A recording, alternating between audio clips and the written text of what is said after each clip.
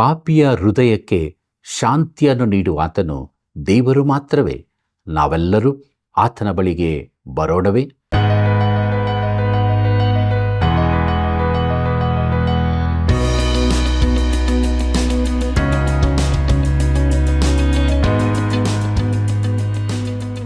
ಆತ್ಮೀಯ ವೀಕ್ಷಕ ಬಾಂಧವರೇ, ದೇವರ ವಾಕ್ಯಗಳು ಚಿನ್ನ ಬೆಳ್ಳಿಗಿಂತಲೂ ಅಮೂಲ್ಯವಾದವುಗಳು. ನಾವು ಅದಕ್ಕೆ ಯಾವ ಸ್ಥಾನವನ್ನು ಕೊಟ್ಟಿದ್ದೇವೆ? ಈ ದಿನ ನಮ್ಮ ಸತ್ಯವೇದ ಅಧ್ಯಯನದಲ್ಲಿ ನಾವು ಕಲಿಯುವ ವಿಚಾರಗಳು, ಇಂದಿನ ದಿನಗಳಲ್ಲಿ ಪಾಪವು ಗುಟ್ಟಾಗಿಲ್ಲ, ನೀತಿವಂತನಿಗೆ ಸಂತೈಸುವಿಕೆ, ದುಷ್ಟರ ದಂಡನೆ, ದೇವರ ಸ್ವಂತ ಜನರ ದುಷ್ಟ ಕ್ರಿಯೆಗಳು ಬಹಿರಂಗವಾದದ್ದು ಎಂಬುದು. ಆದುದರಿಂದ ನಮ್ಮನ್ನು ದೇವರ ಆತ್ಮನಿಗೆ ಒಪ್ಪಿಸಿಕೊಟ್ಟು ಸತ್ಯವನ್ನು ತಿಳಿದುಕೊಳ್ಳೋಣ. ನಮ್ಮ ಅಧ್ಯಯನವನ್ನು ಪ್ರಾರಂಭಿಸೋಣ. ನಗೆಗಿಂತ ಕರೆಕರೆಯು ವಾಸಿ, ಮುಖವು ಸಪ್ಪಗಿರುವಲ್ಲಿ ಹೃದಯಕ್ಕೆ ಮೇಲು. ಪ್ರಸಂಗಿ 7ನೇ ಅಧ್ಯಾಯ 41ನೇ ವಚನ. ಕರ್ತನಲ್ಲಿ ಪ್ರೀತಿಯುಳ್ಳ ಸಹೋದರ ಸಹೋದರಿಯರೇ, ನಮ್ಮ ರಕ್ಷಕನಾದ ಯೇಸು ಕ್ರಿಸ್ತನ ಅತಿ ಪರಿಶುದ್ಧವುಳ್ಳ ನಾಮದಲ್ಲಿ ನಿಮ್ಮೆಲ್ಲರಿಗೂ ನನ್ನ ಹೃದಯಪೂರ್ವಕವಾದ ಪ್ರೀತಿಯ ವಂದನೆಗಳು. ದೇವರ ಮಹಾಕೃಪೆಯಿಂದ, ದೇವರಾತ್ಮನ ನಡೆಸುವಿಕೆಯಿಂದ ಯೆಶಾಯನ ಪ್ರವಾದನೆ ಗ್ರಂಥದ ಅಧ್ಯಯನದಲ್ಲಿ ನಾವು ಮುಂದೆ ಸಾಗುತ್ತಾ ಇದ್ದೇವೆ. ನಮ್ಮ ಧ್ಯಾನವನ್ನು ಮುಂದುವರಿಸುವ ಹಾಗೆ ಯೆಶಾಯನ ಪ್ರವಾದನೆ ಗ್ರಂಥ 57ನೇ ಅಧ್ಯಾಯ 6ನೇ ವಚನವನ್ನು ಗಮನಿಸಿರಿ. ಅಲ್ಲಿ ನಾವು ಹೀಗೆ ನೋಡುತ್ತೇವೆ: ಹೊಳೆಯ ಗುಂಡುಗಳು ನಿನಗೆ ಗತಿ, ಅವುಗಳೇ ನಿನ್ನ ಪಾಲು, ಅವುಗಳಿಗೆ ನೀನು ಪಾನ ದ್ರವ್ಯವನ್ನು ನೈವೇದ್ಯವಾಗಿ ಸುರಿದು ಧಾನ್ಯ ದ್ರವ್ಯವನ್ನು ಅರ್ಪಿಸಿದ್ದಿ. ನಾನು ಇದನ್ನೆಲ್ಲ ನೋಡಿ ಕೋಪವನ್ನು ಅಣಗಿಸಿಕೊಳ್ಳಲಾದೀತೆ ಎಂಬುದಾಗಿ. ಕರ್ತನಲ್ಲಿ ಪ್ರಿಯರೇ, ಗೊಲ್ಯಾತನ ಸಾವಿಗೆ ಕಾರಣವಾದಂಥ ಹೊಳೆಯಲ್ಲಿನ ನುಣುಪು ಕಲ್ಲುಗಳನ್ನು ಕೂಡ ಅವರು ಆರಾಧಿಸುತ್ತಾರೆ. ಜೀವಿಸುವ ನಿಜ ದೇವರನ್ನು ಬಿಟ್ಟು ಬೇರೆಲ್ಲವನ್ನು ಪೂಜಿಸುತ್ತಾರೆ. ಯೆಶಾಯನ ಪ್ರವಾದನೆ ಗ್ರಂಥ 57ನೇ ಅಧ್ಯಾಯ 7ನೇ ವಚನ ಹೀಗೆ ಹೇಳುತ್ತದೆ: ಮಹೋನ್ನತ ಪರ್ವತದಲ್ಲಿ ನೀನು ಮಂಚವನ್ನು ಹಾಕಿಕೊಂಡಿದ್ದಿ, ಯಜ್ಞ ಮಾಡಲು ಆ ಬೆಟ್ಟವನ್ನೇರಿದ್ದಿ ಎಂಬುದಾಗಿ. ಪ್ರಿಯರೇ, ಬೆಟ್ಟಗಳ ಮೇಲಿನ ಮರಗಳ ಜೊತೆಗೆ ಮೂರ್ತಿ ಪೂಜೆಯು ಸೇರಿಕೊಂಡು ಅಸಹ್ಯವಾದ ದೃಶ್ಯ ಉಂಟಾಗಿದೆ. ಈ ಅನೈತಿಕತೆಯು ಕಡೇ ದಿನಗಳ ಚಿತ್ರವಾಗಿದೆ. ಯೆಶಾಯನ ಪ್ರವಾದನೆ ಗ್ರಂಥ 57ನೇ ಅಧ್ಯಾಯ 8ನೇ ವಚನವನ್ನು ಗಮನಿಸಿರಿ. ಅಲ್ಲಿ ಹೀಗೆ ಬರುತ್ತದೆ: ಕದದ ಮತ್ತು ನಿಲುವಿನ ಹಿಂಭಾಗದಲ್ಲಿ ನೀನು ವಿಗ್ರಹವನ್ನು ಇಟ್ಟುಕೊಂಡಿದ್ದಿ. ನನ್ನನ್ನು ಬಿಟ್ಟು ಬಿಟ್ಟು ನಿನ್ನ ಮಂಚದ ಗವಸಣಿಗೆಯನ್ನು ತೆಗೆದು ಅದನ್ನು ಹತ್ತಿ ಅದರಲ್ಲಿ ಅನ್ಯರಿಗೆ ಸ್ಥಳ ಕೊಟ್ಟು ಅವರೊಂದಿಗೆ ಒಪ್ಪಂದ ಮಾಡಿಕೊಂಡಿದ್ದಿ. ಅವರ ಸಂಗಮವನ್ನು ಆಶಿಸಿ ಸ್ಥಳವನ್ನು ಸಂಕೇತವಾಗಿ ಮಾಡಿಕೊಂಡಿದ್ದಿ ಎಂಬುದಾಗಿ. ಕರ್ತನಲ್ಲಿ ಪ್ರಿಯರೇ, ಹಿಂದಿನ ಕಾಲದಲ್ಲಿ ಪಾಪ ಕೃತ್ಯಗಳನ್ನು ಗುಟ್ಟಾಗಿ ನಡೆಸುತ್ತಿದ್ದರು. ಆದರೆ ಈ ದಿನಗಳಲ್ಲಿ ಬಹು ಧೈರ್ಯವಾಗಿ ಬಹಿರಂಗವಾಗಿ ನಡೆಸಲ್ಪಡುತ್ತವೆ. ಒಬ್ಬರು ನನ್ನನ್ನು ಹೀಗೆ ಕೇಳಿದರು: ಈಗ ಇರುವಷ್ಟೇ ಅನೈತಿಕತೆ ಹಿಂದೆಯೂ ಇತ್ತೆಂದು ನಿನಗನಿಸುವುದಿಲ್ಲವೇ ಎಂದು. ಇರಬಹುದು ಎಂದು ನಾನು ಹೇಳಿದೆ, ಆದರೆ ಅದು ಗುಪ್ತವಾಗಿಡಲ್ಪಟ್ಟಿತ್ತು. ಜನರು ತಮ್ಮ ಪಾಪಗಳ ವಿಷಯದಲ್ಲಿ ನಾಚಿಕೆ ಪಟ್ಟುಕೊಳ್ಳುತ್ತಿದ್ದರು. ಆದರೆ ಈಗ ಹಾಗಿಲ್ಲ. ಕೆಲ ದಿನಗಳ ಹಿಂದೆ ದೂರದರ್ಶನದಲ್ಲಿ ಒಬ್ಬ ಯುವತಿಯ ಸಂದರ್ಶನ ಕೇಳಿದೆ. ಆಕೆ ಗಂಡನಲ್ಲದ ಒಬ್ಬನೊಂದಿಗೆ ಜೀವಿಸುತ್ತಿದ್ದಳು. ಆಕೆಯ ಮುಚ್ಚುಮರೆಯಿಲ್ಲದ ಮಾತಿಗಾಗಿ ಎಲ್ಲರೂ ಆಕೆಯನ್ನು ಶ್ಲಾಘಿಸುತ್ತಿದ್ದರು. ಆಕೆ ಕಪಟಿಯಾಗಿರಲಿಕ್ಕಿಲ್ಲ, ಆದರೆ ದೇವರ ದೃಷ್ಟಿಯಲ್ಲಿ ಆಕೆ ಪಾಪಿಯಾಗಿದ್ದಳು. ಕೆಲ ವರ್ಷಗಳ ಹಿಂದೆ ಪಿಸು ಮಾತಿನಲ್ಲಿ ಕೂಡ ಹೇಳಲಾಗದಿದ್ದ ಕೃತ್ಯವು ಈಗ ಬಹಿರಂಗವಾಗಿ ಹೇಳಲಾಗುತ್ತದೆ. ಪಾಪವು ಜೀವನ ಕ್ರಮವೇ ಆಗಿ ಹೋಗಿದೆ. ಪ್ರಿಯರೇ, ಉನ್ನತ ಮಟ್ಟ ಎಂಬುದು ಈಗ ಇಲ್ಲ. ಕರ್ತನಾದ ಯೇಸು ಹೇಳಿದಂತೆಯೇ ಗೋಧಿಯು ಹಣಜಿಯು ಒಟ್ಟಾಗಿ ಬೆಳೆಯುತ್ತಿದೆ. ಈ ಇಡೀ ಭಾಗದಲ್ಲಿ ನೀತಿವಂತರಿಗೂ ದುಷ್ಟರಿಗೂ ಇರುವ ವ್ಯತ್ಯಾಸವನ್ನು ಗಮನಿಸುತ್ತಲೇ ಇರಬಹುದು. ಮುಂದಕ್ಕೆ ನಾವು ನೀತಿವಂತರಿಗೆ ಸಂತೈಸುವಿಕೆ ಅಥವಾ ಆದರಣೆ ಎಂಬ ವಿಚಾರವನ್ನು ನೋಡೋಣ. ಪ್ರಿಯರೇ, 2ನೇ ವಿಭಾಗದಲ್ಲಿ ಯೆಶಾಯನು ನೀತಿವಂತರಿಗಾಗುವ ಆದರಣೆಯ ಕುರಿತಾಗಿ ತಿಳಿಸುತ್ತಾನೆ. ಯೆಶಾಯನ ಪ್ರವಾದನೆ ಗ್ರಂಥ 57ನೇ ಅಧ್ಯಾಯ 15ನೇ ವಚನವನ್ನು ಗಮನಿಸಿರಿ. ಅಲ್ಲಿ ನಾವು ಹೀಗೆ ನೋಡುತ್ತೇವೆ: ಸದಮಲ ನೆನೆಸಿಕೊಂಡು ಶಾಶ್ವತ ಲೋಕದಲ್ಲಿ ನಿತ್ಯ ನಿವಾಸಿಯಾದ ಮಹೋನ್ನತನು ಹೀಗೆನ್ನುತ್ತಾನೆ: ಉನ್ನತ ಲೋಕವೆಂಬ ಪವಿತ್ರಾಲಯದಲ್ಲಿ ವಾಸಿಸುವ ನಾನು ಜಜ್ಜಿ ಹೋದ ದೀನ ಮನದೊಂದಿಗೆ ಇದ್ದುಕೊಂಡು ದೀನನ ಆತ್ಮವನ್ನೂ ಜಜ್ಜಿ ಹೋದ ಮನಸ್ಸನ್ನು ಉಜ್ಜೀವಿಸುವನಾಗಿದ್ದೇನೆ ಎಂಬುದಾಗಿ. ಕರ್ತನಲ್ಲಿ ಪ್ರಿಯರೇ, ದೇವರು ತಾನು ಯಾರಾಗಿದ್ದಾನೋ ಅದಕ್ಕಾಗಿ ಕಡೇ ದಿವಸಗಳಲ್ಲಿ ತನ್ನವರನ್ನು ಸಂತೈಸುತ್ತಾನೆ. ಉನ್ನತ ಲೋಕವೆಂಬ ಪವಿತ್ರಾಲಯದಲ್ಲಿ ವಾಸಿಸುವವನು ಎಂಬುದಾಗಿ ನೋಡುವಾಗ ಆತನು ನಿತ್ಯತ್ವದ ದೇವರಾಗಿದ್ದಾನೆ. 70 ವರ್ಷಗಳ ಆಯುಷ್ಯವಿರುವ ಮನುಷ್ಯನು ಎಂಥ ನಿರ್ಬಲನು! ಅವನು ಭೂಮಿಯಲ್ಲಿ ಬಹುಕಾಲ ಬದುಕಲಾರನು. ತನ್ನಲ್ಲಿ ವಿಶ್ವಾಸವಿಡದೆ ದೇವರಲ್ಲಿ ಭರವಸವಿಡುವವರನ್ನು ತಾನು ಕನಿಕರಿಸಿ ತಾಯಿ ಹಕ್ಕಿ ಮರಿಗಳನ್ನು ಕಾಯುವಂತೆ ಕಾಯುತ್ತೇನೆಂದು ಆತನು ಹೇಳುತ್ತಾನೆ. ದೇವರಿಗೆ ಸೇರಿದವರಲ್ಲಿ ಎಂಥ ಸಮಾಧಾನ, ನೆಮ್ಮದಿ ಇರುತ್ತದೆ ನೋಡಿರಿ. ಪ್ರಿಯರೇ, ಈ ವಚನವು ನಮ್ಮ ಕಾಲವನ್ನು ದಾಟಿ ಮಹಾಸಂಕಟ ಕಾಲದವರೆಗೆ ಮುನ್ನೋಡುವಂಥದ್ದಾಗಿದೆ. ನಾವು ಯುಗದ ಸಮಾಪ್ತಿಯನ್ನು ಸಮೀಪಿಸುತ್ತಿದ್ದೇವೆ. ಯೆಶಾಯನ ಪ್ರವಾದನೆ ಗ್ರಂಥ 57ನೇ ಅಧ್ಯಾಯ 16ನೇ ವಚನ ಹೀಗೆ ಹೇಳುತ್ತದೆ: ನಾನು ಸರ್ವದಾ ವ್ಯಾಜ್ಯವಾಡೆನು, ಕಡೆಯ ತನಕ ಕೋಪಿಸಿಕೊಳ್ಳೆನು. ಹೀಗೆ ಮಾಡಿದರೆ ಮನುಷ್ಯಾತ್ಮವು, ನಾನು ಸೃಷ್ಟಿಸಿದ ಜೀವವು ನನ್ನಿಂದ ಕುಂದಿ ಹೋದಾವು ಎಂಬುದಾಗಿ. ಕರ್ತನಲ್ಲಿ ಪ್ರಿಯರೇ, ಆತನು ನಿತ್ಯ ದೇವರು. ಪಾಪದ ಕುರಿತು ಯಾವಾಗಲೂ ಕೋಪಿಸುವನಲ್ಲ, ಯಾಕಂದರೆ ಪಾಪವು ತೆಗೆದುಹಾಕಲ್ಪಡಬೇಕಾಗಿದೆ. ಯೆಶಾಯನ ಪ್ರವಾದನೆ ಗ್ರಂಥ 57ನೇ ಅಧ್ಯಾಯ 17ನೇ ವಚನವನ್ನು ಗಮನಿಸಿರಿ. ಅಲ್ಲಿ ನಾವು ಹೀಗೆ ನೋಡುತ್ತೇವೆ: ನನ್ನ ಜನರು ಲಾಭವನ್ನು ದೋಚಿಕೊಂಡ ಅನ್ಯಾಯವನ್ನು ನಾನು ನೋಡಿ ಕೋಪಗೊಂಡು ಅವರನ್ನು ಹೊಡೆದೆನು. ನನ್ನ ಮುಖವನ್ನು ಮುಚ್ಚಿಕೊಂಡು ರೋಷಭರಿತನಾಗಿದ್ದೆನು. ಅವರು ತಿರುಗಿಕೊಂಡು ಮನಸ್ಸಿಗೆ ತೋರಿದ ಹಾಗೆಯೇ ನಡೆಯುತ್ತಾ ಬಂದಿದ್ದಾರೆ ಎಂಬುದಾಗಿ. ಪ್ರೀತಿಯುಳ್ಳ ದೇವಜನರೇ, ದೇವರು ತಾನು ದುಷ್ಟನನ್ನು ಯಾಕೆ ಶಿಕ್ಷಿಸುತ್ತೇನೆಂಬುದನ್ನು ತಿಳಿಸುತ್ತಿದ್ದಾನೆ. ದುಷ್ಟರು, ದುರಾಶೆಯವರು ದೇವರಿಗೆ ವಿರೋಧವಾಗಿ ಜೀವಿಸುತ್ತಾ ಇದ್ದಾರೆ. ಪರಿಶುದ್ಧನಾದ ದೇವರು ತನಗಾದ ವಿರೋಧತ್ವವನ್ನು ಒಂದು ದಿನ ನಿಲ್ಲಿಸುತ್ತಾನೆಂದು ಬುದ್ಧಿಯುಳ್ಳ ಯಾರಾದರೂ ಗ್ರಹಿಸಬಹುದು. ದಂಗೆಯೆದ್ದ ಹಾಗೂ ಹೆಮ್ಮೆಯ ಹೃದಯವನ್ನು ದೇವರು ಶಿಕ್ಷಿಸಲೇಬೇಕಾಗಿದೆ. ಯೆಶಾಯನ ಪ್ರವಾದನೆ ಗ್ರಂಥ 57ನೇ ಅಧ್ಯಾಯ 18ನೇ ವಚನವನ್ನು ಗಮನಿಸಿರಿ. ಅಲ್ಲಿ ಹೀಗೆ ಬರುತ್ತದೆ: ಅವರ ಮಾರ್ಗಗಳನ್ನು ನೋಡಿದ್ದೇನೆ, ಅವರನ್ನು ಸ್ವಸ್ಥ ಮಾಡಿ ನಡೆಸುತ್ತಾ ಅವರಿಗೆ, ಅವರಲ್ಲಿಯೂ ದುಃಖಿತರಿಗೆ ಆದರಣೆಯನ್ನು ಪ್ರತಿಫಲವಾಗಿ ಕೊಡುವೆನು ಎಂಬುದಾಗಿ. ಪ್ರೀತಿಯುಳ್ಳ ದೇವಜನರೇ, ತಮ್ಮ ಮಾರ್ಗಗಳ ದುಷ್ಟತನವನ್ನು ಬಿಟ್ಟು ಬಿಡುವವರನ್ನು ಆತನು ಸ್ವಸ್ಥಪಡಿಸಿ ರಕ್ಷಿಸುತ್ತಾನೆ. ನೀತಿವಂತರಿಗೆ ಆತನು ಕೃಪಾಭರಿತನಾಗಿದ್ದಾನೆ. ಮುಂದಕ್ಕೆ ನೋಡೋಣ. ಯೆಶಾಯನ ಪ್ರವಾದನೆ ಗ್ರಂಥ 57ನೇ ಅಧ್ಯಾಯ 19ನೇ ವಚನವನ್ನು.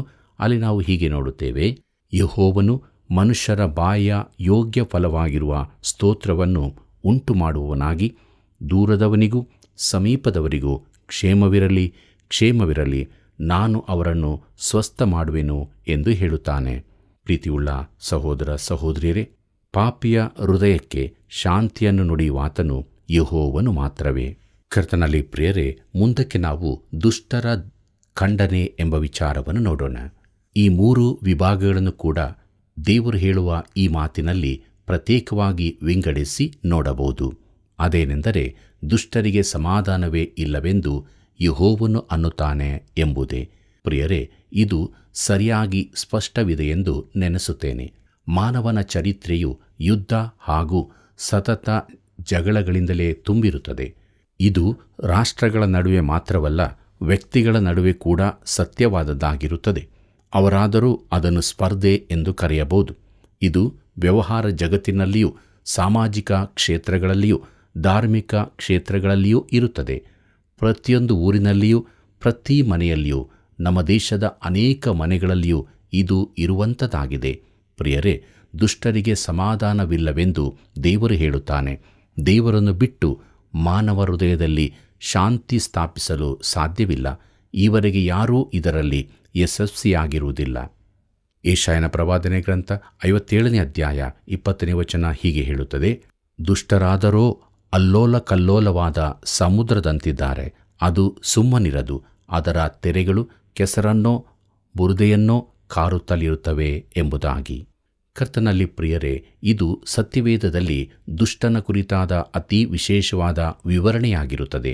ತೆರೆಗಳಿಂದ ಅಲ್ಲಕಲ್ಲೋಲವಾದ ಸಮುದ್ರದ ಹಾಗೆ ದುಷ್ಟನಿಗೆ ತನ್ನ ಕೆಟ್ಟ ಮಾರ್ಗಗಳಲ್ಲಿ ವಿಶ್ರಾಂತಿಯಾಗಲಿ ಸಮಾಧಾನವಾಗಲಿ ದೊರಕಲಾರದು. ಬೆನ್ನಟ್ಟಲ್ಪಟ್ಟ ದುಷ್ಕರ್ಮಿಯು ಬಿಡುಗಡೆಗಾಗಿಯೂ ಭದ್ರತೆಗಾಗಿಯೂ ಧಾವಿಸುತ್ತಾನೆ. ಪಿಸಿಸಿಪಿಯ ಜಾಕ್ಸನ್ನಲ್ಲಿ 70 ವರ್ಷದವನೊಬ್ಬ ಪೊಲೀಸ್ ಠಾಣೆಯೊಳಗೆ ನುಗ್ಗಿ ಹೀಗೆ ಹೇಳಿದನು: ಕಳೆದ 50 ವರ್ಷಗಳಿಂದ ನಾನೊಂದು ಕೊಲೆಯ ಅಪರಾಧವನ್ನು ಹೊತ್ತುಕೊಂಡಿದ್ದೇನೆ. ಅದರ ದಂಡವನ್ನು ಬೇರೊಬ್ಬನು ತೆತ್ತಾಗಿದೆ. ಆದರೆ ನಿಜವಾದ ಅಪರಾಧಿ ನಾನೇ. ನಾನು ಅದನ್ನು ಒಪ್ಪಿಕೊಳ್ಳಬೇಕಾಗಿದೆ. ಆದರೆ ಕಾನೂನಿನ ಪ್ರಕಾರ ಬೇರೊಬ್ಬನು ಅದರ ದಂಡವನ್ನು ತೆತ್ತಾದ ಮೇಲೆ ನಿಜವಾದ ಅಪರಾಧಿಯನ್ನು ಅವರು ಶಿಕ್ಷಿಸಲಿಕ್ಕಾಗಲಿ, ಶಿಕ್ಷೆ ಒಬ್ಬನು ಅನುಭವಿಸಿದ ಮೇಲೆ ಇನ್ನೊಬ್ಬನನ್ನು ಅದಕ್ಕಾಗಿ ಸೆರೆಮನೆಯಲ್ಲಿಡಲು ಸಾಧ್ಯವಿಲ್ಲ. ಬಹುಶಃ ಈ ನಿಜವಾದ ಅಪರಾಧಿಗೆ ಆದ ಶಿಕ್ಷೆ ಎಂದರೆ 50 ವರ್ಷಗಳಿಂದ ಅವನು ಸಹಿಸಿದ ಮನಸ್ಸಾಕ್ಷಿಯ ಹಂಗಿಸುವಿಕೆ. ಹೃದಯ ಮನಸ್ಸುಗಳಲ್ಲಿ ಸಮಾಧಾನವೇ ಇರಲಿಲ್ಲ. ಯೆಶಾಯನ ಪ್ರವಾದನೆ ಗ್ರಂಥ 57ನೇ ಅಧ್ಯಾಯ 21ನೇ ವಚನವನ್ನು ಗಮನಿಸಿರಿ. ಅಲ್ಲಿ ಹೀಗೆ ಬರೆದದೆ: ದುಷ್ಟರಿಗೆ ಸಮಾಧಾನವೇ ಇಲ್ಲವೆಂದು ನನ್ನ ದೇವರು ನುಡಿಯುತ್ತಾನೆ ಎಂಬುದಾಗಿ. ಪ್ರೀತಿಯುಳ್ಳ ದೇವಜನರೇ, ಲೋಕವು ದೇವರ ಕುರಿತಾಗಿ ಸಮಾಧಾನ ಹೊಂದುವುದು ಸಾಧ್ಯವಿರುತ್ತಿದ್ದರೆ ಅದು ದೇವರ ವಾಕ್ಯಕ್ಕೆ ವಿರುದ್ಧವಾದದ್ದಾಗಿರುತ್ತಿತ್ತು. ದೇವರ ವಾಕ್ಯವನ್ನು ನಾವು ತಪ್ಪೆಂದು ಹೇಳಲಾಗುವುದಿಲ್ಲ. ದುಷ್ಟರಿಗೆ ಈ ಲೋಕದಲ್ಲಿ ಸಮಾಧಾನವಿಲ್ಲವೆಂದು ದೇವರು ಹೇಳುತ್ತಾನೆ. ಇದು ದೇವರ ಸ್ವತಃ ಸಿದ್ಧವಾದ ಮತ್ತು ಅದು ಗುರುತ್ವಾಕರ್ಷಣದ ನಿಯಮದ ಹಾಗೆ ಶಾಶ್ವತವಾಗಿರುವಂಥದ್ದು. ಪ್ರೀತಿಯುಳ್ಳ ದೇವಜನರೇ, ಮುಂದಕ್ಕೆ ನಾವು ಯೆಶಾಯನ ಪ್ರವಾದನೆ ಗ್ರಂಥದ 58ನೇ ಅಧ್ಯಾಯದ ಧ್ಯಾನವನ್ನು ಪ್ರಾರಂಭಿಸೋಣ. ಇದರ ಮುಖ್ಯ ಪ್ರಸ್ತಾಪ ಇಸ್ರಾಯೇಲಿನ ಕೆಟ್ಟ ಮಾರ್ಗಗಳು ಬಹಿರಂಗವಾದದ್ದು, ಧಾರ್ಮಿಕ ವಿಧಿಗಳನ್ನು ನಿರಾಕರಿಸಿದ್ದಕ್ಕೆ ದೇವರ ವಿವರಣೆ, ಅವರ ಒಳಿತಿಗಾಗಿ ದೇವರ ಚಿಂತೆ ಎಂಬುದಾಗಿದೆ. ಕರ್ತನಲ್ಲಿ ಪ್ರಿಯರೇ, ಈ ಅಧ್ಯಾಯವು ಯೆಶಾಯನ ಪುಸ್ತಕದ ಅಂತಿಮ ವಿಭಾಗಕ್ಕೆ ನಡೆಸುತ್ತದೆ. ಶ್ರಮೆ ಪಡುವ ಸೇವಕನಿಂದ ಬರುವ ಯೆಹೋವನ ಮಹಿಮೆ ಎಂಬುದಾಗಿದೆ. ಈ ಭಾಗದಲ್ಲಿ ನಾವು ರಾಜ್ಯದ ಮಹಿಮೆಯ ಕುರಿತು ನೋಡಲಿದ್ದೇವೆ. ಆಂತರ್ಯದ ದುಷ್ಟ ಕಾರ್ಯಗಳು, ಬಹಿರಂಗದ ಧಾರ್ಮಿಕ ಆಚರಣೆಗಳು ದೇವರ ಕೃಪೆಗೂ ಮಹಿಮೆಗೂ ಅಡ್ಡಿಯನ್ನುಂಟು ಮಾಡುತ್ತವೆ ಮತ್ತು ಬೇರೆ ಸಂಗತಿಗಳಂತೆಯೇ ಕ್ರಿಸ್ತನ ಉದ್ದೇಶವನ್ನು ಭಂಗಪಡಿಸುತ್ತವೆ. ಧಾರ್ಮಿಕರು, ಸಭಾ ಸದಸ್ಯರೂ ಆಗಿರುವವರು, ಆದರೂ ಅನ್ಯಜನಗಳಂತೆ ದೇವದೂಷಣೆ ಮಾಡುವವರು, ಅಪ್ರಾಮಾಣಿಕ ವ್ಯವಹಾರ ನಡೆಸುವವರು, ಸಾಮಾಜಿಕ ಜೀವಿತದಲ್ಲಿ ಅನೈತಿಕೆಯಿಂದಿರುವವರು, ಆದರೂ ತಾವು ದೇವರ ಮಟ್ಟಕ್ಕೆ ಸರಿಯಾಗಿದ್ದೇವೆಂದು ಹೇಳಿಕೊಳ್ಳುವವರು, ಇವರೆಲ್ಲರೂ ದೇವರ ಕೃಪೆಗೂ ಆತನ ಮಹಿಮೆಗೂ ಅಡ್ಡಿಗಳಾಗಿರುತ್ತಾರೆ. ಪ್ರೀತಿಯುಳ್ಳ ಸಹೋದರ ಸಹೋದರಿಯರೇ, ಮಹಿಮೆಗೆ ತಡೆ ಯಾಕೆ ಉಂಟಾಯಿತೆಂಬುದಕ್ಕೆ ಇಲ್ಲಿ ವಿವರಣೆ ಕೊಡಲಾಗಿದೆ. ತಮಗೂ ದೇವರಿಗೂ ಇರುವ ಸಂಬಂಧದ ಕುರಿತಾಗಿ ಜನರು ಹೆಮ್ಮೆಯುಳ್ಳವರು, ತಿರಸ್ಕಾರ ಭಾವವುಳ್ಳವರೂ ಆಗಿದ್ದರು. ಕೆಲವು ವಿಧಿಗಳನ್ನು ಅನುಸರಿಸುತ್ತಿದ್ದು ತಮ್ಮ ಕುರಿತಾದ ದೇವರ ಕ್ರಿಯೆಗಳನ್ನು ಪ್ರಶ್ನಿಸುವವರಾಗಿದ್ದರು. ದೇವರ ಹಾಗೂ ಆತನ ವಿಧಾನಗಳನ್ನು ತೀರ್ಪು ಮಾಡುವವರಾಗಿದ್ದರು. ಅನೇಕರು ಈ ದಿನಗಳಲ್ಲಿಯೂ ಹೀಗೇ ಇದ್ದಾರೆ. ಬಾಹ್ಯ ರೀತಿಯಲ್ಲಿ ಧಾರ್ಮಿಕ ಆಚರಣೆಗಳನ್ನು ಅನುಸರಿಸುತ್ತಿದ್ದರೂ ತಮ್ಮ ದುಷ್ಟ ಕಾರ್ಯಗಳಲ್ಲಿ ಇನ್ನೂ ತೊಡಗಿದವರಾಗಿರುತ್ತಾರೆ. ಪ್ರಿಯರೇ, ಇಸ್ರಾಯೇಲ್ಯರು ಬಾಬೇಲಿಗೆ ಸೆರೆಯಾಗಿ ಹೋದ ಬಳಿಕ ಇದೇ ಮನೋಭಾವ ಜನರಲ್ಲಿತ್ತು. ಸರಿಯಾಗಿ ಓದದ್ದು ಅವರಲ್ಲಿ ಬದಲಾವಣೆ ತರಲಿಲ್ಲವೆಂದು ಕಂಡುಬರುತ್ತಿತ್ತು. ಮಲಾಕಿಯನ ಪ್ರವಾದನೆ ಗ್ರಂಥ 3ನೇ ಅಧ್ಯಾಯ 13 ಮತ್ತು 14 ವಚನಗಳಲ್ಲಿ ನಾವು ಹೀಗೆ ನೋಡುತ್ತೇವೆ: ನೀವು ನನಗೆ ವಿರುದ್ಧವಾಗಿ ಆಡಿದ ಮಾತುಗಳು ಬಹು ಕಠಿಣ ಎಂದು ಯೆಹೋವನು ಅನ್ನುತ್ತಾನೆ. ನಿನಗೆ ವಿರುದ್ಧವಾಗಿ ಏನು ಮಾತಾಡಿದ್ದೇವೆ ಅನ್ನುತ್ತೀರಾ? ನೀವು ದೇವರನ್ನು ಸೇವಿಸುವುದು ವ್ಯರ್ಥ. ನಾವು ಆತನ ನಿಯಮಗಳನ್ನು ಅನುಸರಿಸಿ ಸೇನಾಧೀಶ್ವರ ಯೆಹೋವನ ಮುಂದೆ ದುಃಖದಿಂದ ವಿಕಾರಿಗಳಾಗಿ ನಡೆದುಕೊಂಡದರಿಂದ ಆದ ಲಾಭವೇನು ಎಂಬುದಾಗಿ. ಪ್ರಿಯರೇ, ದೇವರು ತಮ್ಮನ್ನು ಆಶೀರ್ವದಿಸಲಿಲ್ಲವೆಂದು ಅವರು ಆಕ್ಷೇಪಿಸುತ್ತಿದ್ದರು. ಆದರೂ ಎಷ್ಟು ಧಾರ್ಮಿಕರಂತೆ ತೋರಿಸಿಕೊಳ್ಳುತ್ತಿದ್ದರು. ದೇವಾಲಯಕ್ಕೆ ಹೋಗುತ್ತಿದ್ದರು, ಯಜ್ಞಗಳನ್ನು ಅರ್ಪಿಸುತ್ತಿದ್ದರು. ಆದರೆ ದೇವರನ್ನೇ ಪ್ರಶ್ನಿಸುವುದು ಎಂಥ ಉದ್ಘಟತನ ನೋಡಿರಿ. ಇದು ಬಾಹ್ಯ ಧಾರ್ಮಿಕತೆಯ ಸೋಗು ಹಾಕಿರುವ ಸ್ವಾಭಾವಿಕ ಮಾನವನ ಗುಣವಾಗಿದೆ. ಅವನ ಹೃದಯ ದೇವರಿಂದ ದೂರವಾಗಿದೆ. ಅವನ ಮಾರ್ಗ ದುಷ್ಟ ಮಾರ್ಗವಾಗಿದೆ. ದೇವಜನರೆಂಬ ಹೊರಗಿನ ತೋರಿಕೆಯು ಕರ್ತನಾದ ಯೇಸು ಕ್ರಿಸ್ತನಿಗೆ ಅಸಹ್ಯವಾದದ್ದಾಗಿತ್ತು. ಲವೋದಿಕೀಯ ಸಭೆಗೆ ಆತನು ಹೇಳಿದನು: ನೀನು ಬೆಚ್ಚಗೂ ಇಲ್ಲದೆ ತಣ್ಣಗೂ ಇಲ್ಲದೆ ಉಗುರು ಬೆಚ್ಚಗಿರುವುದರಿಂದ ನಿನ್ನನ್ನು ನನ್ನ ಬಾಯೊಳಗಿಂದ ಕಾರುವೆನು ಎಂಬುದಾಗಿ. ಪ್ರಕಟಣೆ ಪುಸ್ತಕ 3ನೇ ಅಧ್ಯಾಯ 16ನೇ ವಚನದಲ್ಲಿ ಇದನ್ನು ನಾವು ನೋಡುತ್ತೇವೆ. ಪ್ರಿಯರೇ, ಈ ದಿನಗಳಲ್ಲಿನ ಸಭಾ ಸದಸ್ಯರನೇಕರ ಕುರಿತು ಕರ್ತನ ಮನೋಭಾವ ಹೀಗಿದೆ. ಪ್ರೀತಿಯುಳ್ಳ ದೇವಜನರೇ, ಮುಂದಕ್ಕೆ ನಾವು ಇಸ್ರಾಯೇಲಿನ ದುಷ್ಟ ಮಾರ್ಗಗಳು ಬಹಿರಂಗಗೊಂಡದ್ದು ಎಂಬ ವಿಚಾರವನ್ನು ನೋಡೋಣ. ಯೆಶಾಯನ ಪ್ರವಾದನೆ ಗ್ರಂಥ 58ನೇ ಅಧ್ಯಾಯ 1ನೇ ವಚನ ಹೀಗೆ ಹೇಳುತ್ತದೆ: ಗಂಟಲೆತ್ತಿ ಕೂಗು, ಸಂಕೋಚ ಪಡಬೇಡ, ಕೊಂಬಿನಂತೆ ಧ್ವನಿಗೈದು ತನ್ನ ಜನರಿಗೆ ಅವರ ದ್ರೋಹವನ್ನು ತಿಳಿಸು, ಯಾಕೋಬ ವಂಶದವರಿಗೂ ಅವರ ಪಾಪಗಳನ್ನು ಅರುಹು ಎಂಬುದಾಗಿ. ಪ್ರೀತಿಯುಳ್ಳ ಸಹೋದರ ಸಹೋದರಿಯರೇ, ಪ್ರವಾದಿಯು ಜನರು ಮೆಚ್ಚದ ಸಂದೇಶವನ್ನು ಗಟ್ಟಿಯಾಗಿ ಹೇಳಬೇಕೆಂದು ಅಪ್ಪಣೆ ಹೊಂದಿದನು. ತಾವು ತುಂಬ ಧಾರ್ಮಿಕರೆಂದು ನೆನೆಸುವ ಜನರ ಪಾಪ ಅಪರಾಧಗಳನ್ನು ತಿಳಿಯಪಡಿಸುವುದು. ಇದರಿಂದಾಗಿ ಹೇಳಿದವನ ಮೇಲೆ ಜನರ ಅಸಮಾಧಾನವು, ಸಿಟ್ಟು ಹೆಚ್ಚಾಗಬಹುದು. ಒಬ್ಬ ಧೈರ್ಯಸ್ಥನು ಮಾತ್ರ ಈ ಕೆಲಸಕ್ಕೆ ಮುಂದಾಗಬಹುದು. ಉದಾರತವಾದಿಗಳ ಬಲಹೀನತೆ ಎಂದರೆ ಪ್ರಸಂಗ ಪೀಠದಲ್ಲಿ ಮಾನವನ ಪಾಪವೆಂಬ ರೋಗದ ಕುರಿತು ನಿಜ ಸತ್ಯವನ್ನು ತಿಳಿಸದೆ ಜನರ ಮೆಚ್ಚುಗೆಗೆ ತಕ್ಕಂತೆ ಮಾತನಾಡುವುದೇ ಆಗಿದೆ. ಇದೇ ತತ್ವವನ್ನು ವೈದ್ಯಕೀಯ ಜಗತ್ತು ಅನುಸರಿಸುವುದಾದರೆ ಮಹಾಪರಾಧ ಮಾಡಿದಂತಾಗಬಹುದು.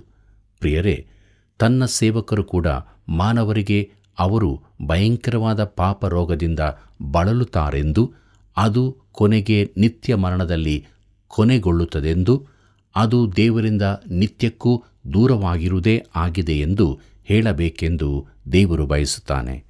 ಯೆಶಾಯನ ಪ್ರವಾದನೆ ಗ್ರಂಥ 58ನೇ ಅಧ್ಯಾಯ 2ನೇ ವಚನವನ್ನು ಗಮನಿಸಿರಿ.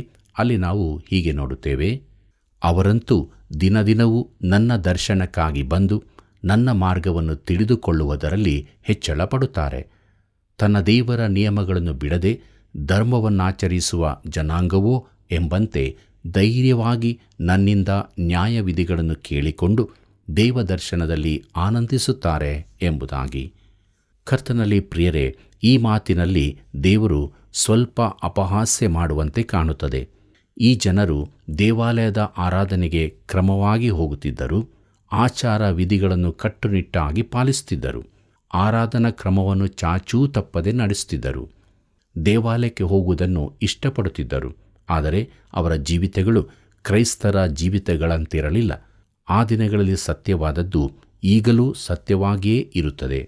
ಯೆಶಾಯನ ಪ್ರವಾದನೆ ಗ್ರಂಥ 58ನೇ ಅಧ್ಯಾಯ 3ನೇ ವಚನವನ್ನು ಗಮನಿಸಿರಿ. ಅಲ್ಲಿ ಹೀಗೆ ಬರೆದದೆ: ನಾವು ಉಪವಾಸ ಮಾಡಿದ್ದೇವೆ, ನೀನು ಏಕೆ ಕಟಾಕ್ಷಿಸುವುದಿಲ್ಲ? ನಮ್ಮ ಆತ್ಮವನ್ನು ಕುಂದಿಸಿಕೊಂಡಿದ್ದೇವೆ, ನೀನು ಗಮನಿಸದಿರುವುದೇಕೆ ಅಂದುಕೊಳ್ಳುತ್ತಾರೆ. ಈಗೋ ನಿಮ್ಮ ಉಪವಾಸದ ದಿನದಲ್ಲಿಯೂ ನಿಮ್ಮ ನಿತ್ಯದ ಕೆಲಸವನ್ನು ನಡೆಸಿ ನಿಮ್ಮ ಆಳುಗಳನ್ನು ದುಡಿತಕ್ಕೆಳೆಯುತ್ತೀರಿ ಎಂಬುದಾಗಿ. ಪ್ರೀತಿಯುಳ್ಳ ಸಹೋದರ ಸಹೋದರಿಯರೇ, ಈ ಜನರು ರೇಗುತ್ತಾ ದೂರು ಹೇಳುತ್ತಾ ಇರುತ್ತಾರೆ. ದೇವರು ನಮ್ಮನ್ನು ಲಕ್ಷ್ಯ ಮಾಡದಿದ್ದರೆ, ತಮ್ಮನ್ನು ಶ್ಲಾಘಿಸದಿದ್ದರೆ ಉಪವಾಸ ಸ್ವಘಾತಗಳಿಂದ ಏನು ಪ್ರಯೋಜನ? ಆದರೂ ಅವರ ಹೃದಯಗಳು ದೇವರಿಂದ ದೂರವಾಗಿರುತ್ತದೆ. ಉಪವಾಸವು ಅವರ ಧರ್ಮದ ಒಂದು ಪ್ರಮುಖ ಭಾಗವಾಗಿದೆ.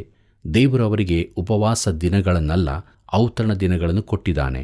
ಮಹಾಪ್ರಾಯಶ್ಚಿತ್ತದ ದಿನದಂದು ಅವರು ಆತ್ಮಕ್ಕೆ ಪ್ರಯಾಸ ಕೊಡಬೇಕಾಗಿದೆ ಸರಿ, ಮತ್ತು ಪಾಪ ಮಾಡಿದಾಗ ಉಪವಾಸ ಮಾಡಬೇಕಿತ್ತು ಸರಿ. ಉಪವಾಸವು ಆತ್ಮದ ದುಃಖವನ್ನು ಬಹಿರಂಗವಾಗಿ ತೋರಿಸುವುದಾಗಿದೆ. ಆದರೆ ಅವರು ಅದನ್ನು ತಮ್ಮ ಹೆಮ್ಮೆ ಸ್ವಪ್ರತಿಷ್ಠೆಗಳಿಗಾಗಿ ಮಾಡುತ್ತಿದ್ದರು. ತಾವು ಉಪವಾಸ ಮಾಡುತ್ತೇವೆಂದು ಕೊಚ್ಚಿಕೊಳ್ಳುತ್ತಿದ್ದರು. ಉಪವಾಸವು ಆತ್ಮಕ್ಕೂ ದೇವರಿಗೂ ನಡುವಣ ವೈಯಕ್ತಿಕ ವಿಚಾರವಾಗಿದೆ, ಬಹಿರಂಗದ ಪ್ರದರ್ಶನವಲ್ಲ. ಉಪವಾಸವನ್ನು ಈ ರೀತಿ ಮಾಡುವುದನ್ನು ಯೇಸು ಖಂಡಿಸಿದ್ದಾನೆ. ಇದಲ್ಲದೆ ನೀವು ಉಪವಾಸ ಮಾಡುವಾಗ ಕಪಟಿಗಳಂತೆ ಮುಖವನ್ನು ಸಪ್ಪಗೆ ಮಾಡಿಕೊಳ್ಳಬೇಡಿರಿ. ಅವರು ತಾವು ಉಪವಾಸಿಗಳೆಂದು ಜನರಿಗೆ ತೋರುವುದಕ್ಕಾಗಿ ತಮ್ಮ ಮುಖವನ್ನು ವಿಕಾರ ಮಾಡಿಕೊಳ್ಳುತ್ತಾರೆ. ಅವರು ತಮಗೆ ಬರತಕ್ಕ ಫಲವನ್ನು ಹೊಂದಿದಾಯಿತೆಂದು ನಿಮಗೆ ಸತ್ಯವಾಗಿ ಹೇಳುತ್ತೇನೆ ಎಂಬುದಾಗಿ ಮತ್ತಾಯನು ಬರೆದ ಸುವಾರ್ತೆ 6ನೇ ಅಧ್ಯಾಯ 16ನೇ ವಚನದಲ್ಲಿ ಓದುತ್ತೇವೆ. ಪ್ರಿಯರೇ, ಅವರು ದೇವರಿಂದ ಪ್ರತಿಫಲ ನಿರೀಕ್ಷಿಸಲಾಗದು. ಯಾಕಂದರೆ ಅದು ದೇವರೊಂದಿಗಿನ ಸಂಬಂಧಕ್ಕಾಗಿ ಮಾಡಿದ್ದಲ್ಲ. ತನ್ನವರಿಗೆ ಯೇಸು ಹೇಳಿದ್ದು, ಆದರೆ ನೀನು ಉಪವಾಸ ಮಾಡುವಾಗ ತಲೆಗೆ ಎಣ್ಣೆ ಹಚ್ಚಿಕೊಂಡು ಮುಖವನ್ನು ತೊಳಕೋ, ಹೀಗೆ ಮಾಡಿದರೆ ನೀನು ಉಪವಾಸಿ ಎಂದು ಜನರಿಗೆ ಕಾಣದೆ ಹೋದಾಗ್ಯೂ ಅಂತರಂಗದಲ್ಲಿರುವ ನಿನ್ನ ತಂದೆಗೆ ಉಪವಾಸಿ ಎಂದು ಕಾಣಿಸಿಕೊಳ್ಳುವಿ. ಅಂತರಂಗದಲ್ಲಿ ನಡೆಯುವುದನ್ನು ನೋಡುವ ನಿನ್ನ ತಂದೆಯು ನಿನಗೆ ಫಲ ಕೊಡುವನು ಎಂಬುದಾಗಿ ಮತ್ತಾಯನ ಬರೆದ ಸುವಾರ್ತೆ 6ನೇ ಅಧ್ಯಾಯ 17 ಮತ್ತು 18ನೇ ವಚನಗಳಲ್ಲಿ ಓದುತ್ತೇವೆ. ಪ್ರೀತಿಯುಳ್ಳ ದೇವಜನರೇ, ನಿಜವಾದ ಧರ್ಮವು ಕ್ರಿಸ್ತನೊಂದಿಗಿನ ವೈಯಕ್ತಿಕ ಸಂಬಂಧವಾಗಿದೆ. ವೈಯಕ್ತಿಕವಾದ ಆಂತರ್ಯದ ವಿಚಾರವಾಗಿದೆ.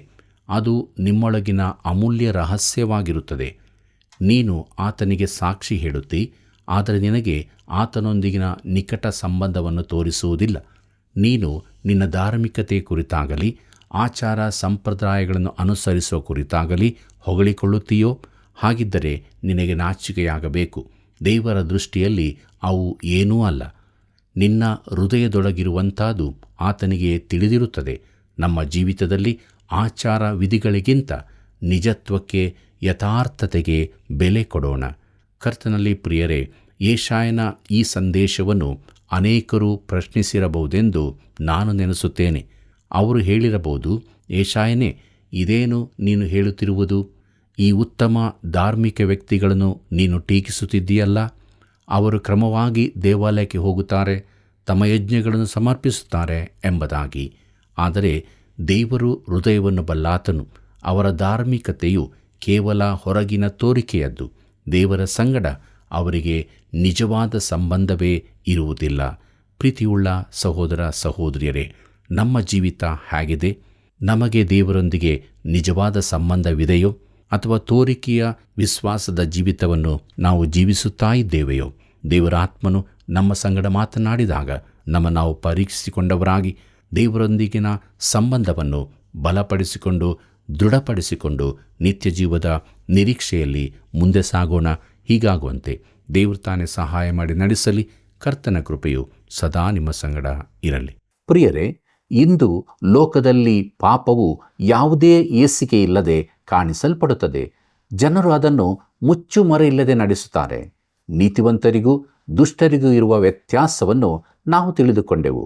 ನಮ್ಮ ಹೃದಯವು ದೇವರಿಗೆ ಹತ್ತಿರವಾಗಿದ್ದು ಆತನ ವಾಕ್ಯದಿಂದ ತುಂಬಿಸಲ್ಪಟ್ಟು ದೇವರಾತ್ಮನ ನಡೆಸುವಿಕೆಯಲ್ಲಿ ನಾವು ಜೀವಿಸಿ ದೇವರನ್ನು ಘನಪಡಿಸೋಣ. ಬನ್ನಿ ಪ್ರಾರ್ಥನೆ ಮಾಡೋಣ. ಕೃಪಾಳು ದೇವರೇ, ನಿನ್ನ ಪಾದ ಬಳಿ ಕೂತು ನಿನ್ನ ವಾಕ್ಯವನ್ನು ಧ್ಯಾನಿಸುವುದಕ್ಕೆ ಸಹಾಯ ಮಾಡಿದಕ್ಕಾಗಿ ನಿನಗೆ ಸ್ತೋತ್ರ. ನೀನು ನಮ್ಮನ್ನು ನೋಡುವಾಗ ನಮ್ಮಲ್ಲಿ ಇನ್ನೂ ಪಾಪದ ಸ್ವಭಾವಗಳಿರುವುದಾದರೆ ನಮ್ಮನ್ನು ಕರುಣಿಸು, ಕ್ಷಮಿಸು, ಶುದ್ಧೀಕರಿಸು. ನಿನ್ನ ವಾಕ್ಯಗಳಿಂದ ತುಂಬಿಸಿ ಪರಿಶುದ್ಧತೆಯಲ್ಲಿ ಮುನ್ನಡೆಯುವುದಕ್ಕೆ ಸಹಾಯ ಮಾಡು. ತಂದೆಯಾದ ದೇವರೇ, ನಮ್ಮ ವೀಕ್ಷಕ ಬಾಂಧವರಲ್ಲಿ ಯಾರಾದರೂ ಇನ್ನೂ ನಿನ್ನಿಂದ ದೂರವಾಗಿರುವುದಾದರೆ ಅವರು ನಿನ್ನ ಬಳಿಗೆ ಇಳಿದುಕೊಳ್ಳಬೇಕಾಗಿ ಬೇಡುತ್ತೇವೆ. ಪ್ರತಿಯೊಬ್ಬ ವೀಕ್ಷಕರ ಜೀವಿತದಲ್ಲಿ ನಿನ್ನ ಸಮಾಧಾನ, ನಿನ್ನ ರಕ್ಷಣೆ, ಸಂತೋಷ ನೆಲೆಯಾಗಿರಲಿ. ಯೇಸುವಿನ ನಾಮದಲ್ಲಿ ಬೇಡಿದ್ದೇವೆ ತಂದೆಯೇ, ಆಮೆನ್. ಪ್ರಿಯ ವೀಕ್ಷಕರೇ, ಹೇಗಿತ್ತು ಸತ್ಯವೇದ ಅಧ್ಯಯನ? ನೀವು ಹೊಂದಿದ ಆಶೀರ್ವಾದಗಳನ್ನು ನಮಗೆ ತಿಳಿಯಪಡಿಸಿರಿ. ತಪ್ಪದೇ ಕರೆ ಮಾಡಿರಿ. ಮತ್ತೆ ಭೇಟಿಯಾಗೋಣ. ವಂದನೆಗಳು.